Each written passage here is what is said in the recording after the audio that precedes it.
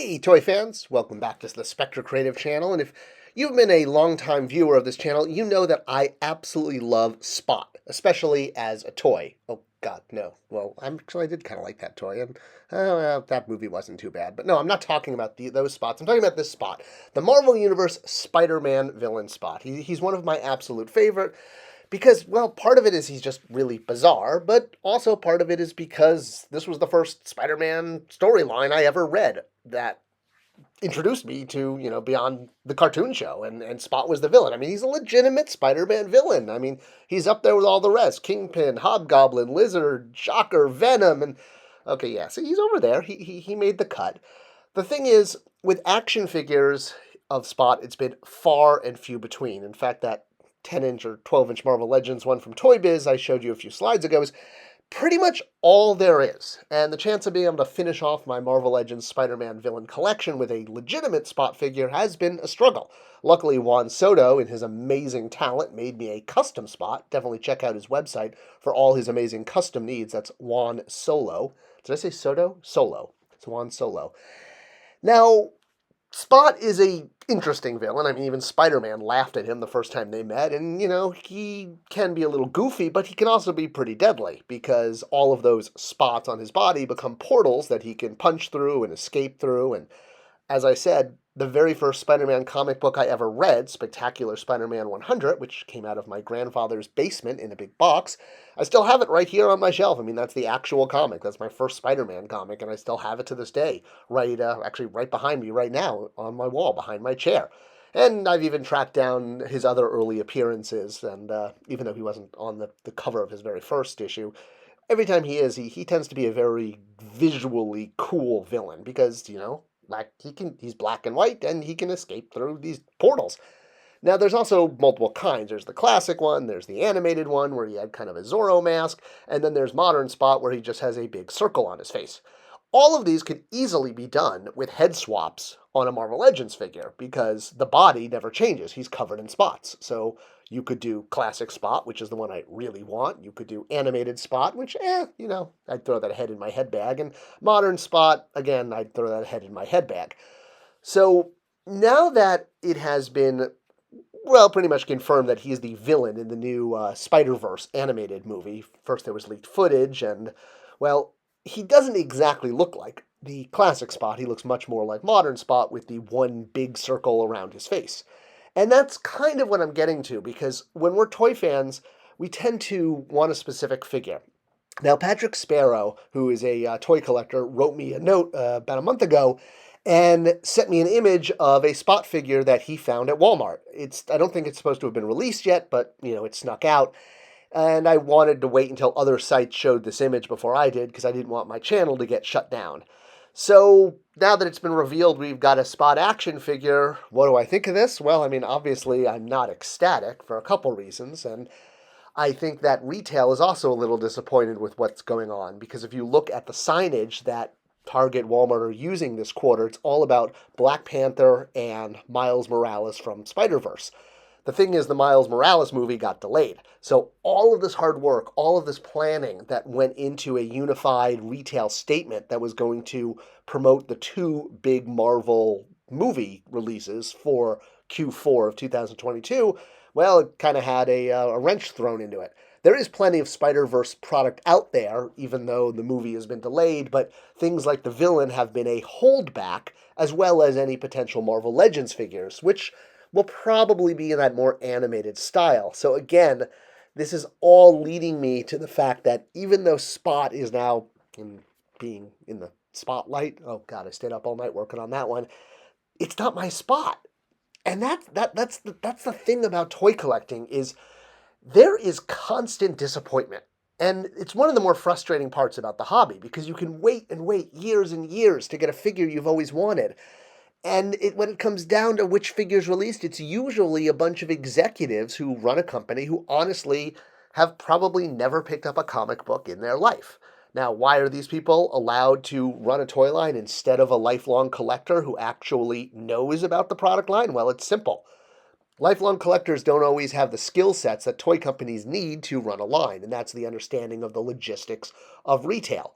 A toy executive can just simply pick up a Marvel encyclopedia or Wikipedia a character to learn all they need to about them, versus a lifelong fan has the learning curve of learning all about logistics and retail needs before they're prepared. So you could see the learning curve is much smaller on the nerd side than it is on the retail logistics side. And that brings me back to the whole kind of constant disappointment thing. So essentially, we have, for the most part, people working in the toy industry who are not necessarily huge fans of the property, which is why it's been a reoccurring theme in my collection of being disappointed. Like when I finally got a Darkhawk figure. I was waiting and waiting for 1992 Darkhawk. He was my first big Marvel hero that I could kind of claim as my own. It wasn't, your grandfather's hero. And the toy we finally got of Darkhawk was modern, not even close to the 1992 Darkhawk that I fell in love with as a 13-year-old or 12-year-old, however I was back then in junior high when this came out.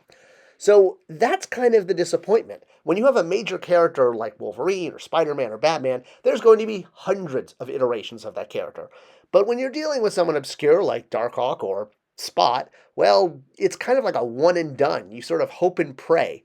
Occasionally, redos do happen. Obviously, case in point with Marvel Legends and Spider-Man Villains, the Shocker has had two different releases. He first got a modern version released quite a few years back, and in fact, that version actually had two versions. There was a second one that had the Thunderbolt circle on his belt, which actually wasn't even really promoted. You just kind of had to find that out.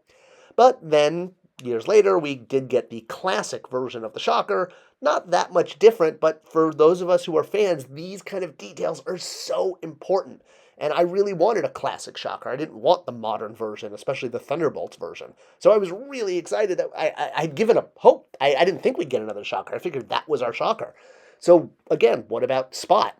Am I just going to get this animated version that's much more modern and looks like the version from the animated movie? Well, I mean, obviously, I'm hoping not. I'm hoping that the fact that he's in this movie will make him popular enough. I mean, that's what happened with the first Spider-Man Into the Spider-Verse movie. You remember when that came out, and it had a whole smorgasbord of Spider-Man villains, many that the public really wasn't that aware of. Characters like Prowler or Tombstone. I mean, yes, people knew Kingpin from like the Daredevil movie or the Daredevil TV show or anything else having to do with Daredevil. But other villains, not so much. So we got Marvel Legends figures of a lot of these villains, Scorpion and Kingpin and Tombstone, although I think Tombstone came out before the movie. The point being is the movie helped make the public more aware of this character. Again, put them in the spotlight. Oh God, the puns are terrible this day. So there is hope that with Spot being thrust into major movie villain status, that he could get another figure. But sometimes that's spread out. And while he's a really cool figure visually, and I am definitely much more of a fan of the classic version where he has two eyes, looking at the toy and the one that Patrick sent me this image, oh my God, am I disappointed. I mean, obviously this is a kid figure, but just looking at the deco alone, Spot is always covered in spots. And here he is with almost none. I mean, that's the whole point of who Spot is. The reason for this is because of cost. So having worked in the toy industry for, most of my life, several decades, every time a paintbrush touches a toy, the toy company has to pay for that. And looking at this figure, he's got very little deco. And for a character that is supposed to be covered from head to toe in spots, I mean, that's his name, he's got a lot of white. It's the same reason that characters like Zebra Stripe Batman were so hard to do when I was working on the DC Universe Classics line at Mattel, or Ragman, who we really tried to do. Both these figures have so much deco, they were just too expensive to do in the main line. Eventually, Zebra Stripe Batman did get a release as part of a San Diego Comic-Con pack, and Bill Benecke, the designer, literally had this prototype on his desk for years trying to get it out. But yeah, that's what it takes. I used to be good friends with Bobby Valla until, I mean, he's a grown man, but he decided to start ghosting me.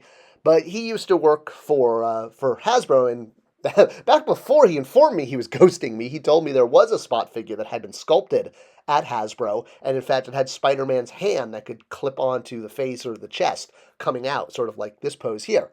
So yeah, I mean, he would make a really cool toy, but look at how many spots you need on him to make him look right.